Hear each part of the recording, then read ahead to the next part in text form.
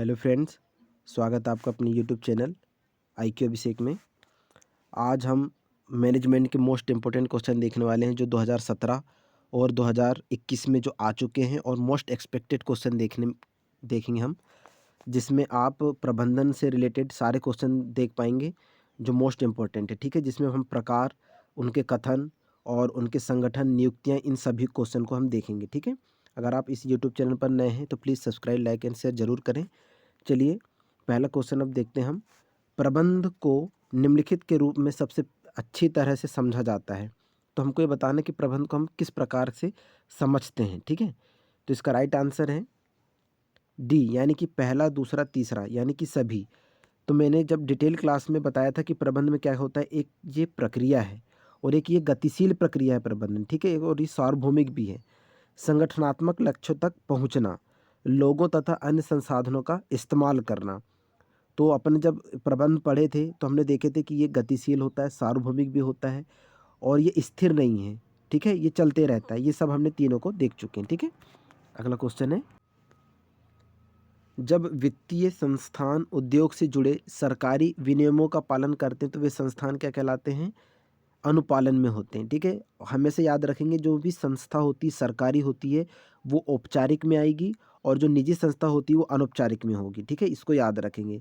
तो सरकारी नियमों का पालन करते हुए संस्थान कैसे होते हैं? तो अनुपालन में होते हैं। ठीक है, अगला है, दूसरों के साथ और उनके माध्यम से जो चीज़ों को प्राप्त करने की कला होती है उसे हम क्या कहते हैं? मैनेजमेंट, यानी कि उसे हम प्रबंध कहते हैं। ठीक है, अगला देखते हैं,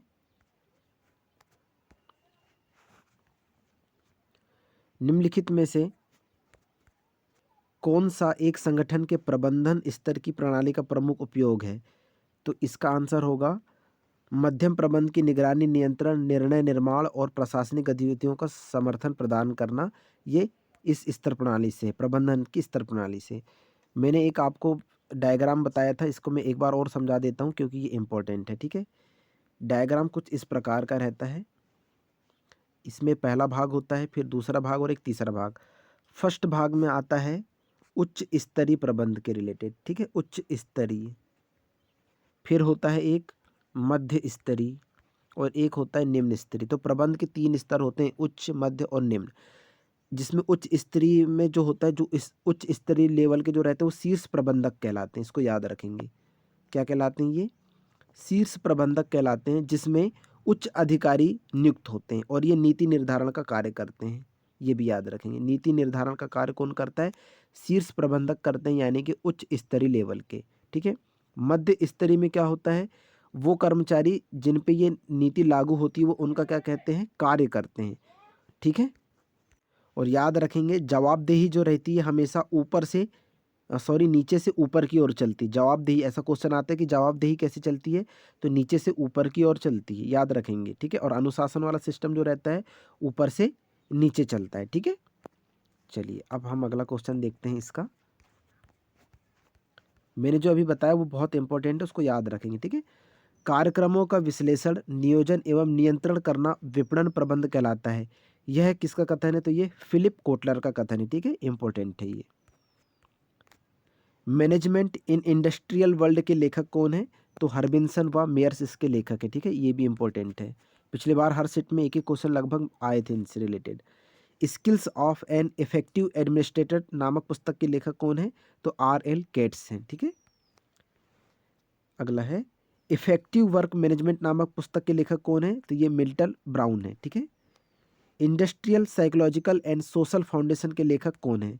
इंपॉर्टेंट क्वेश्चन है ये भी। तो इसका राइट आंसर है L मिल्टन ब्लूम। ठीक है, अगला है, इबिड नामक पुस्तक के लेखक कौन है? तो ये कलहुन है। ठीक है, अगला है, पुस्तक managing management main power business Horizons के लेखक कौन है? तो ये मेसर हेयर है। ठीक है, ये भी इंपॉर्टेंट है। अगला है, प्रबंधन काम पूरा कराने की एक कला है। तो ये किसने कहा था ऐसा? मेरी P फोलेट ने कहा था। ठीक है, इंपॉर्टेंट क्वेश्चन है ये भी। अगला है, निम्नलिखित में से कौन सा प्रबंधन प्रक्रिया का एक आधारभूत कार्य नहीं है? यानी कि कार्य प्रणाली, यानी वर्किंग नहीं है। प्रबंधन का मतलब हो रहा है कि इसमें हम कौन कौन से कार्य करते हैं, पर ये पूछ रहा है कि कार्य नहीं है तो कार्य प्रणाली वर्किंग नहीं होती। लेकिन प्रबंधन के अंतर्गत लीडिंग करना यानी कि नेतृत्व करना, नियंत्रण करना यानी उसको कंट्रोल करना, संगठन यानी ऑर्गेनाइजेशन, ये तीनों प्रबंध में सम्मिलित होते हैं, ये हमने पढ़ चुके हैं। लेकिन कार्यप्रणाली इसमें सम्मिलित नहीं होता है, ठीक है। अगला है, यदि एक प्रबंधक एक नया विचार विकसित करता है और अपने कार्यस्थल में एक नए उत्पाद की विकास की योजना देता है, तो यह निम्नलिखित में से किस भूमिका को निभा रहा होता है? तो इसका राइट आंसर है उद्यमी, ठीक है। इसका राइट आंसर है उद्यमी। अब कैसे? यदि एक प्रबंधक एक नया विचार विकसित करता है और उसने अपने कार्यस्थल में एक नए उत्पाद के विकास की योजना देता है, तो उसको हम उद्यमी की भूमिका को निभा रहा है ऐसा बोलते हैं, ठीक है। यानी काम कर रहा है वो। प्रबंधन प्रक्रिया में 5 तत्व कौन से होते हैं? बहुत ज़्यादा इंपॉर्टेंट क्वेश्चन है ये। तो नियोजन, नेतृत्व, आयोजन, प्रबंध और नियंत्रण होता है। क्वेश्चन ऐसे भी पूछ लेता है कि प्रबंध में पहली प्रोसेस क्या होती है? तो नियोजन होता है। अंतिम क्या होता है? नियंत्रण होता है। इसको याद रखेंगे, इंपॉर्टेंट है, ठीक है। अगला है, उद्देश्यों द्वारा प्रबंध एमबीओ इन उन लक्ष्यों के निर्धारण पर विशेष रूप से जोर देता है जो क्या होते हैं? मूर्त, सत्यापित और औसत दर्जे के होते हैं, ठीक है। इंपॉर्टेंट क्वेश्चन है। सबसे कम प्राधिकार रखने वाले और संगठन के पदक्रम में सबसे निचले स्तर पर रहने वाले प्रबंधकों को प्रबंधक कहा जाता है। तो ये प्रथम पंक्ति कहा जाता है, ठीक है। अभी मैंने जो इस टाइप का बताया था ना, ये इसी की बात कर रहा है, ठीक है। अगला है, स्वप्रबंधित कार्य दल सामान्यतः क्या होते हैं? तो ये क्या होते हैं? दल मतलब समूह, कर्मचारियों के समूह जो अपने भूतपूर्व सुपरवाइजरों की जिम्मेदारियां संभालते हैं, वो स्वप्रबंधित कार्य के दल में सामान्यतः होते हैं, ठीक है। अगला है,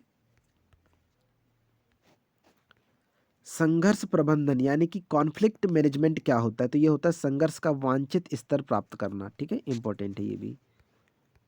अगला है, मोस्ट इंपॉर्टेंट क्वेश्चन है ये भी, और इसके आने की संभावना बहुत है। मजबूर, नियंत्रित और निर्देशित लोगों के साथ वह प्रबंधित करने के लिए पारस्परिक दृष्टिकोण को प्रदर्शित करता है। तो ये किसका सिद्धांत था? मैक ग्रेगर का एक सिद्धांत, ये हमने पिछली क्लास में भी पढ़ चुके हैं, ठीक है। इंपॉर्टेंट है ये भी। निम्नांकित में से किसे सामान्यतः परिचालन प्रबंध के एक आयाम के रूप में नहीं माना जाएगा? तो ये सुरक्षित वित्तीय संसाधन, इसको सुरक्षित नहीं माना जाएगा, ठीक है। एक चीज और मैं बता देता हूँ, सिर्फ बेसिक इसमें यही याद रखना है कि जो प्रबंध होता है,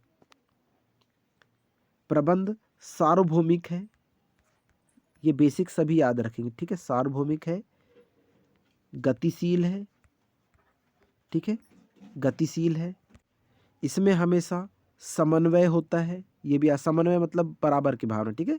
समन्वय होता है, हमेशा याद रखेंगे। सार्वभौमिक है, गतिशील है, समन्वय होता है, संगठन पर लागू होता है, संगठन पर लागू होता है, ये भी याद रखेंगे। प्रबंध के निर्धारण से ही उद्देश्य की प्राप्ति की जा सकती है, ठीक है। उद्देश्य की प्राप्ति की जा सकती है, ये भी याद रखेंगे। प्रबंध सर्वप्रथम अमेरिका से आया है, ठीक है। अमेरिका में पहले ये लागू हुआ था सर्वप्रथम, ये भी याद रखेंगे। ये इंपॉर्टेंट, इतना याद रखेंगे, ये बेसिक है, ठीक है। इससे क्वेश्चन आपको देखने में जरूर मिलेंगे। अगला देखते हैं, निम्नलिखित में से कौन धन प्रबंधन गतिविधियों का एक तत्व नहीं है? धन से रिलेटेड नहीं है, ये बताना है। तो इसका राइट आंसर है, किसी मिनी वेयर हाउस में अपने निजी सामानों को भंडारित करना। ये धन से रिलेटेड नहीं है, क्योंकि उसमें तो सिर्फ भंडारण, उसका भंडारित कर रहे हैं, ठीक है। बजट बनाना और कार्यान्वित करना, इसमें रिलेटेड है ये धन प्रबंधन में, ठीक है। बजट बनाने का कार्य धन से रिलेटेड है। होम फाइल में आपके निजी वित्तीय रिकॉर्डों का भंडारण करना, उसका संचालन करना, ये भी उससे रिलेटेड है, ठीक है। धन प्रबंधन से रिलेटेड है, लेकिन उसको एकत्रित करके रखना, भंडारित करके रखना, उससे रिलेटेड नहीं है, ठीक है। भूमिका प्रबंधक द्वारा निभाई गई निर्णायक भूमिकाओं की श्रेणी में नहीं आती है। तो ये क्या नहीं आती इसमें? प्रवक्ता यानी कि स्पोक पर्सन इसके अंतर्गत नहीं आता है। बाकी अव्यवस्था संचालक, संसाधन संभाजक और वार्ताकार इससे रिलेटेड हैं, ठीक है। अगला है, इंपॉर्टेंट क्वेश्चन है ये बहुत, ठीक है। फर्स्ट लाइन यानी प्रथम पंक्ति प्रबंधक कौन होते हैं? तो ये मैंने अभी थोड़ी देर पहले डायग्राम से समझा दिया था। तो इसमें क्या आएगा? वो प्रबंधक जो गैर प्रबंधकीय कर्मचारियों के दैनिक पर्यवेक्षण के लिए जिम्मेदार होते हैं, ठीक है। प्रबंधन शैली उत्पादन के प्रति निम्न सरोकार, लोगों के प्रति निम्न सरोकार के द्वारा अभिलक्षित की जाती है। तो इसका राइट आंसर क्या होगा? आबद्धता या आहस्तक्षेपी, ठीक है। ये वाली संस्था कहलाती है ये। अगला है, बुद्धिमत्ता से क्या तात्पर्य है? ये तो बहुत इंपॉर्टेंट है और ये स्टैटिक वाला क्वेश्चन, तो इसको भी याद रखेंगे। तो ये होता है दूरदर्शिता का सृजन करना, समस्याओं को हल करना और बड़ी मात्रा में जानकारी की व्याख्या करना, ठीक है। बुद्धिमत्ता से यानी इंटेलिजेंस से ही हम क्या कर सकते हैं, भविष्य को लेकर प्लान बना सकते हैं, वो उससे रिलेटेड ये कहना चाह रहा है। ठीक है, असतत पहल को संदर्भित करती है जिनका उद्देश्य निश्चित समय सीमा में मौलिक पुनर्मूल्यांकन और बेहतर कार्य करने की प्रक्रिया को प्राप्त करना होता है। तो ये किससे रिलेटेड है, पुनः इंजीनियरिंग से। ठीक है, पुनः निर्माण करने की प्रक्रिया कहलाती है। ठीक है, अगला है, निम्नलिखित में से कौन यह परिभाषित करता है कि प्रबंधन सार्वत्रिक है, ये सार्वभौमिक है या सार्वत्रिक है। ये मैंने अभी बता चुका था। ठीक है, प्रबंध के सिद्धांतों और तकनीकों के सार्वभौमिक अनुप्रयोग होते हैं। ठीक है, अगला है, निम्नलिखित में से गलत कथन को बताना है। तो प्रबंधन के सिद्धांत विशुद्ध होते हैं, विशुद्ध विज्ञान है, ये गलत है। ठीक है, जबकि विशुद्ध नहीं होते हैं, ये गलत है, इसको याद रखेंगे। लेकिन प्रबंध के सिद्धांत प्रबंध की तकनीकों से भिन्न होते हैं, प्रबंध के सिद्धांत मूल्यों से भिन्न होते हैं, प्रबंध की सिद्धांत निर्णय सृजन और व्यवहार के लिए व्यापक और सामान्य दिशा निर्देश देते हैं। ठीक है, इंपॉर्टेंट है। निम्नलिखित में से कौन सी मान्यता को एक सफल प्रबंधक द्वारा सर्वाधिक धारण करने की संभावना है। तो ये तकनीकी कौशल आवश्यक होता है, लेकिन सफलता के लिए अकेले अपर्याप्त है। यानी कि हमको सफलता पाना है तो स्किल ही होना जरूरी नहीं है। ठीक है, उसके लिए हमारे साथ साथ और भी अन्य प्रबंध के फैक्टर लागू होते हैं। ठीक है, हर एक अधीनस्थ का एक वरिष्ठ व्यक्ति होना चाहिए जिसके आदेश का उसे पालन करना होता है। इसे निम्नलिखित रूप में जाना जाता है। तो हम किस रूप में जानते हैं इसको, आदेश की एकता का सिद्धांत। ठीक है, आदेश की एकता का सिद्धांत, ये है इसका राइट आंसर। आदेश की एकता का सिद्धांत यानी यूनिटी ऑफ कमांड प्रिंसिपल। ठीक है, और ये किसने दिया था, हेनरी फ्योल ने दिया था। देखिए इसको भी समझते हैं। हेनरी फ्योल ने जनरल एंड इंडस्ट्रियल मैनेजमेंट नामक पुस्तक में सर्वप्रथम प्रबंध के कितने सिद्धांत बताए थे, 14 सिद्धांतों का प्रतिपादन किया है। इंपॉर्टेंट, इसको याद रखेंगे। इसमें आदेश की एकता का सिद्धांत कहता है कि एक कार्मिक को एक ही अधिकारी द्वारा आदेश दिया जाना चाहिए, यानी कि एक कर्मी का एक ही द्वारा आदेश देना जाना चाहिए। इसका मतलब क्या हुआ कि अगर एक अधिकारी और सभी कर्मचारी को आदेश देगा तो समन्वय की भावना सभी में समान रहेगी। ठीक है, लेकिन अगर अधिकारी ज़्यादा होंगे, सभी अलग अलग निर्देशित करेंगे, तो क्या उद्देश्य की प्राप्ति जल्दी नहीं हो पाएगी, है ना। अगला है, प्रबंधकों की 3 पारस्परिक भूमिकाएं क्या होती है, ये बताना है। ठीक है, तो इसका राइट आंसर है कल्पित लीडर तथा मेलजोल, यानी कि फिगर और लीडर एंड लेसन्स। ठीक है, इसको भी समझते हैं क्योंकि ये इंपॉर्टेंट है। फिगर हेड, पहले तो ये समझते हैं कि ये किससे रिलेटेड है ना। जैसे प्रबंध की पारस्परिक भूमिकाएं संचार, संबंध और नेतृत्व पर केंद्रित होती है, यानी कि जो प्रबंधक होता है उसकी भूमिकाएं कैसी है उस कंपनी में, उसके संबंध कैसे, उसका नेतृत्व यानी कि लीडरशिप कैसी है, उसके 3 श्रेणियों में विभाजित किया गया है। तो पहला है फिगर हेड। फिगर हेड की भूमिका मुख्य रूप से औपचारिक और प्रतीकात्मक होती है। औपचारिक मतलब शासकीय जिसको बोल सकते हैं ना, नैतिकता के रूप में। इस भूमिका को निभाने वाले प्रबंधक को अक्सर संगठन के प्रवक्ता या राजदूत के रूप में देखा जाता है। ठीक है, आमतौर पर कई कार्यों को करने के लिए एक फिगर हेड की आवश्यकता होती है, जैसे वीआईपी का अभिवादन करना, विशेष आयोजनों में भाग लेना और भाषण देना। ये कौन करता है, नेतृत्व करता कहता है कहलाता है। ठीक है, नेतृत्व जिस संचालन करता है जिसको बोलते हैं हम। ठीक है, लीडर, अब नेता की भूमिका किसी संगठन के उद्देश्यों को मार्गदर्शन और दिशा प्रदान करने के साथ साथ उनके प्रदर्शन का मूल्यांकन करना होता है। ये तो सभी को पता होगा। लीडर आमतौर पर अपनी टीम के लिए लक्ष्य निर्धारित करते हैं तथा उन लक्ष्यों को प्राप्त करने के लिए योजना बनाते हैं, टीम के सदस्यों को प्रतिक्रिया या फीडबैक प्रदान करते हैं। ठीक है, फिर थर्ड होता है संपर्क। संपर्क की भूमिका लोगों को जोड़ने के बारे में है।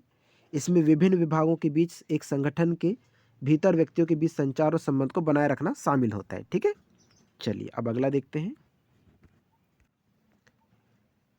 प्रबंधन का परिप्रेक्ष्य जो कार्यस्थल एवं सामाजिक अन्योन्याश्रियता में लोगों के व्यवहार, जरूरत एवं अभिवृत्ति को समझने के महत्व पर बल देता है, वो क्या कहलाता है, तो ये मानवतावादी परिप्रेक्ष्य कहलाता है। ठीक है, ह्यूमनिस्टिक पर्सपेक्टिव जिसको बोलते हैं। ठीक है, ह्यूमनिस्टिक पर्सपेक्टिव में यानी कि जो मानव से रिलेटेड नियोक्ताओं को देख रहा है। जैसे सामाजिक से रिलेटेड क्या होगा, परिवार में से रिलेटेड हो जाएगा या पड़ोस से रिलेटेड हो जाएगा। तो यही कहना चाह रहे हैं, मानवतावादी परिप्रेक्ष्य के रिलेटेड है। ठीक है, चलिए अगला देखते हैं। निम्नलिखित में से बताना है अंतर प्रशासन और प्रबंध के बीच। ठीक है, सबसे अच्छा अंतर है तो ये है, प्रशासन यह तय करता है कि कार्य किसके द्वारा किया जाना चाहिए और उस व्यक्ति द्वारा कैसे किया जाना चाहिए, जबकि प्रबंध तय करता है कि कैसे और कब करना है। ठीक है, इंपॉर्टेंट है दोनों के बीच का अंतर।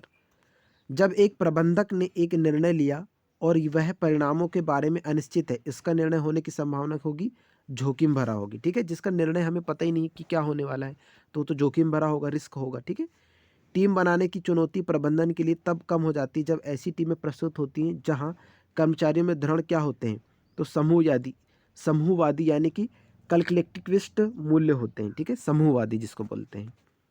निम्नलिखित में से किसके अतिरिक्त सभी संचालन प्रबंध के विषय क्षेत्र में आता है, तो वित्तीय विश्लेषण इस क्षेत्र के अंतर्गत आता है।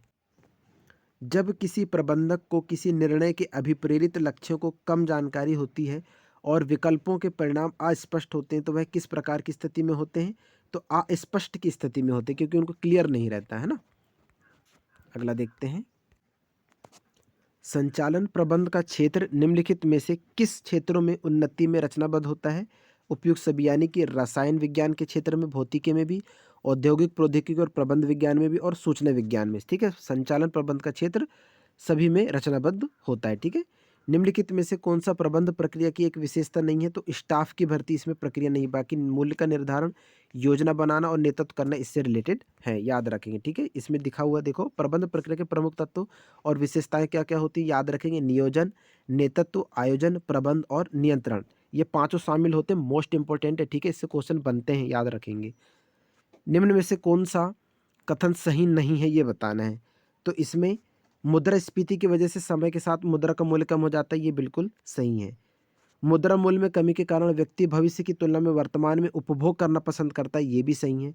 मुद्रा का कालांतराल मान नहीं होता, ये गलत है। ठीक है, पैसे का मूल्य अलग अलग समय बिंदु पर अलग अलग होता है, ये भी सही है। तो असत्य कथन क्या हो जाएगा, मुद्रा का कालांतराल मान नहीं होता, ये असत्य हो जाएगा। ठीक है, अगला है, रॉबर्ट के कॉलेज द्वारा प्रबंधकों के लिए पहचाने गए 3 आवश्यक कौशल बताना है। तो इसका राइट आंसर है अनुसंधान, मानव और वैचारिक, इसके 3 आवश्यक कौशल बताए गए हैं। किसके अनुसार है ये, रॉबर्ट के कॉलेज द्वारा। ठीक है, प्रबंधक के अनुसंधान, मानव और वैचारिक, इनको बताया गया, टेक्निकल, ह्यूमन एंड कंसेप्चुअल। ठीक है, इंपॉर्टेंट है। अगला देखते हैं, विभिन्न कार्यात्मक विभागों में विशेषज्ञों को एक संगठन द्वारा तैयार किया जाता है और उन्हें परियोजना प्रबंधकों के नेतृत्व में एक या अधिक परियोजनाओं को सौंप दिया जाता है। इस प्रकार के संगठन को हम क्या कहते हैं, तो ये मैट्रिक्स संगठन कहलाता है। यानी कि मैट्रिक्स कहने का मतलब ये हुआ कि बहुत सारे प्रबंध एक ही जगह लागू हो जाते हैं ना, उसको मैट्रिक्स संगठन कह रहे हैं। ठीक है, चलिए अगला देखते हैं, सूचना का एक आम स्रोत है जो प्रबंधकों द्वारा सांख्यिकी और अन्य प्रतिवेदनों के साथ वास्तविक निष्पादन की पहचान करने के लिए कई बार प्रयुक्त किया जाता है, तो उसे हम क्या कहते हैं, मापन कहते हैं। ठीक है, मेजरमेंट।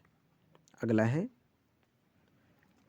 ब्लैंक एक संगठन के भीतर केंद्रीय बिंदुओं पर प्राधिकार का संकेंद्रण होता है, तो ये होता है केंद्रीकरण का। ठीक है, सेंट्रलाइजेशन जिसको बोलते हैं, केंद्रीय बिंदु पर प्राधिकार का संकेंद्रण होता है। ठीक है, चलिए अगला है, एक प्रबंधक जो ग्राहक द्वारा पिछले सप्ताह खरीदे गए जूतों को वापस करने में सहायता कर रहा है, किस प्रकार के निर्णय से निपट रहा होता है, तो वो कार्यक्रमबद्ध निर्णय से निपट रहा होता है। ठीक है, मतभेद प्रबंध तकनीक किससे रिलेटेड है, तो मतभेद को हल और उत्तेजित दोनों कर सकती है, इससे रिलेटेड है ये। आपूर्ति श्रृंखला प्रबंधन, सप्लाई चेन मैनेजमेंट क्या होता है, तो आपूर्ति और मांग प्रबंधन को एकीकृत करना, ये इससे रिलेटेड है। ठीक है, वैचारिक कौशल का प्रबंध प्रबंधक की उस क्षमता से जिससे वह रणनीतिक दृष्टि से देख सके कि संगठन के विभिन्न भाग कैसे कार्य करते हैं। ठीक है, अगला है, रणनीतिक प्रबंधन यानी कि स्ट्रेटेजिक मैनेजमेंट प्रक्रिया का अंतिम चरण क्या होता है, तो इसका राइट आंसर परिणामों का मूल्यांकन करना। ठीक है, अगला क्वेश्चन है, किस मामले में निम्न स्तर प्रबंधन को निर्णय का पूर्ण अधिकार होता है, तो यह अधिगम श्रृंखला यानी स्केलर चेन से। आप चाहें तो वीडियो को पॉज करके भी इनका डिस्क्रिप्शन पढ़ सकते हैं। ठीक है, इंपॉर्टेंट है, क्योंकि निम्नलिखित में से कौन इन 3 प्रकार के प्रतिभागियों का उपयोग करता है, निर्णय लेने वाला, स्टाफ, कर्मचारी, कर्मी और प्रतिक्रियादाता, तो इसका राइट आंसर क्या होता है, डेल्फी विधि। ये क्या कहलाती है, डेल्फी विधि कहलाती है, इंपॉर्टेंट है। उच्च केंद्रीकरण करने वाले एक संगठन में शीर्ष प्रबंधन सभी निर्णय लेते हैं, निचले स्तर के प्रबंधक केवल निर्देशों का पालन करते हैं। ये मैंने अभी डायग्राम इस टाइप का जो बताया था, ये वही है कि शीर्ष प्रबंधक जो होते हैं उच्च स्तरीय के, ये सभी निर्णय लेते हैं और पालन कौन करते हैं, निचले स्तर वाले लोग करते हैं। ठीक है, संचालन प्रबंधन निम्न पर लागू होता है, तो ये उत्पादन और सेवा दोनों क्षेत्रों पर लागू होता है, इंपॉर्टेंट है। शॉप फ्लोर कार्यकर्ता निम्नलिखित में से किसके साथ जुड़े होते हैं? तो शॉप फ्लोर जो कार्यकर्ता होते हैं वो निम्न स्तर के से रिलेटेड होते हैं, ठीक है। क्योंकि शीर्ष प्रबंधक में उच्च अधिकारी रहते हैं ना, तो वो शॉप फ्लोर किसके अंतर्गत आएगा? निम्न स्तर के अंतर्गत आएगा, ठीक है। जब एक व्यक्ति को दो या दो से अधिक विषम विपर्यायी उम्मीदों को पूरा करना होता है तब परिणाम क्या होता है? तो भूमि का संघर्ष होता है, क्योंकि विषम स्थिति में भी उसको उम्मीदों को पूरा करना होता है, तो वो क्या होता है? भूमि का संघर्ष, रोल ऑफ कॉन्फ्लिक्ट की जिसको कहते हैं, ठीक है।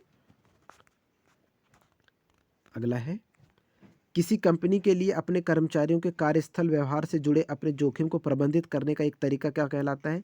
तो कर्मचारी को कार्यस्थल पर होने वाले कदाचारी को सूचना देने को प्रोत्साहित करना इससे रिलेटेड है, ठीक है। अगला है,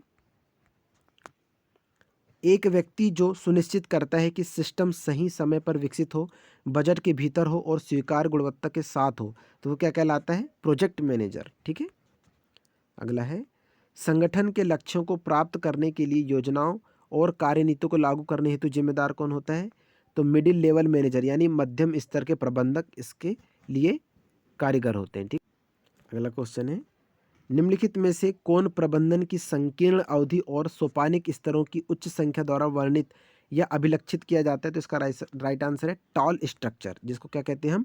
टॉल स्ट्रक्चर। ये आज के हमारे मोस्ट इंपॉर्टेंट टॉप 60 क्वेश्चन रहे जो आपको एग्जाम में डेफिनेटली देखने मिलेंगे। आई होप आप लोगों को ये वीडियो बहुत पसंद आया होगा। मिलते हैं हम इसके नेक्स्ट पार्ट को लेकर, तब तक के लिए थैंक यू सो मच, धन्यवाद।